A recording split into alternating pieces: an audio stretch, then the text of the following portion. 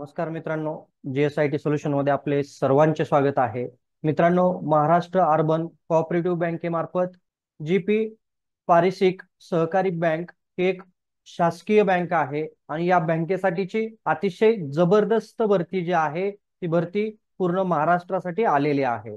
मित्रांनो, या भरतीबाबतची सविस्तर माहिती म्हणजेच की या ठिकाणी तुम्हाला ऍप्लिकेशन कशा पद्धतीनं करावं लागणार आहे, त्याचबरोबर ऍप्लिकेशन करण्याची जी शेवटची तारीख आहे ती काय असणार आहे, आणि इथं तुम्हाला एज्युकेशन क्वालिफिकेशन कशा पद्धतीने लागणार आहे, सॅलरी काय मिळणार आहे तुम्हाला, आणि तिथं तुमचं जॉब प्रोफाईल काय आहे, अशा सर्व तुमच्या मनामधील प्रश्नांची उत्तरं मित्रांनो तुम्हाला या आपल्या एकाच व्हिडिओमध्ये मिळणार आहेत.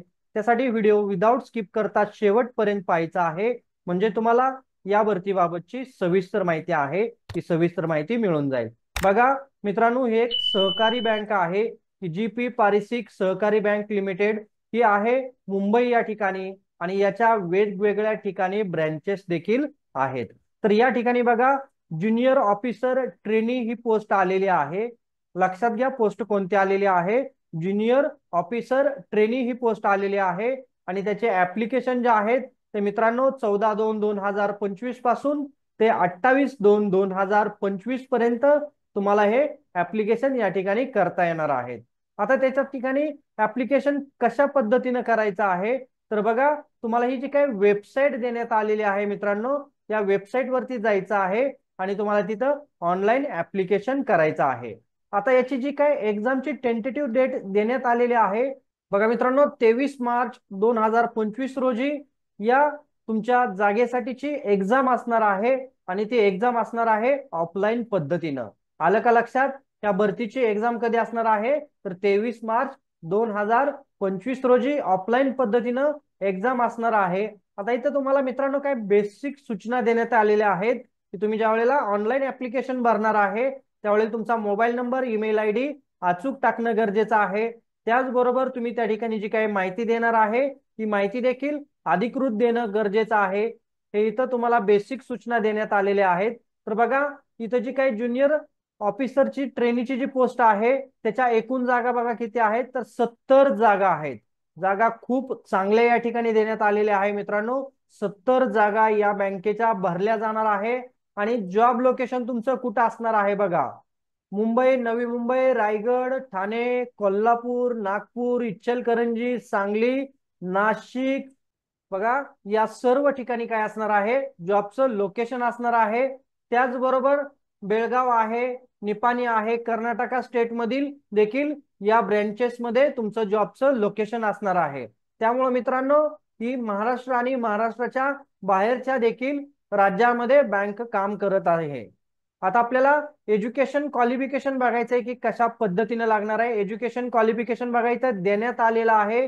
मिनिमम एज्युकेशन क्वालिफिकेशन तुमचं तुमचं BCom, BCA, BBA, BBM, BF, BFM, BBI, BMS या सगळ्या तुमचे काय असणार आहेत, एज्युकेशन क्वालिफिकेशन तुम्हाला इथं ज्यांचा आहे त्यांना ऍप्लिकेशन निश्चित करता येणार आहे.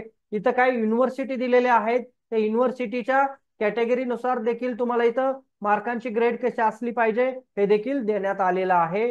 त्याचबरोबर एक्सपिरियन्स बघा काय म्हटलेलं आहे, एक्सपिरियन्स तर इथं तुम्ही फ्रेशर असेल तरी तुम्ही काय करू शकता, अप्लाय करू शकता, किंवा 1-2 वर्षाचा तुमचा एक्सपिरियन्स असेल तर तुम्हाला तिथं काय केलं जाणार आहे, प्रायोरिटी दिली जाणार आहे. तुमच्याकडे एक्सपिरियन्स असेल तरी देखील तुम्ही काय करू शकता, या ठिकाणी अप्लाय करू शकता.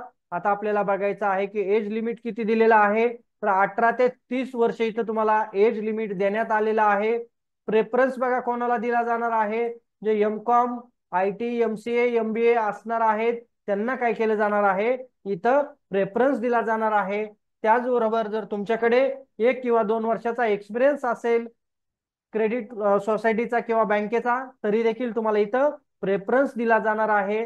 लँग्वेज तुम्हाला कोणकोणत्या आल्या पाहिजेत याची देखील इथं सूचना देण्यात आलेली आहे. मराठी, इंग्लिश, हिंदी तुम्हाला लँग्वेज आली पाहिजे. आणि सॅलरी बघा इथं किती आहे, तर कन्सोलेटेड सॅलरी आहे, तुम्हाला 15,000 रुपये पर मंथ ही सॅलरी दिली जाणार आहे. मित्रांनो बघा, ऑफलाईन पद्धतीनं तुमची या ठिकाणी एक्झाम घेतली जाणार आहे. आता एक्झाम मध्ये तुमची मार्क किती असणार आहे, 100 मार्कांची ही तुमची एक्झाम घेतली जाणार आहे.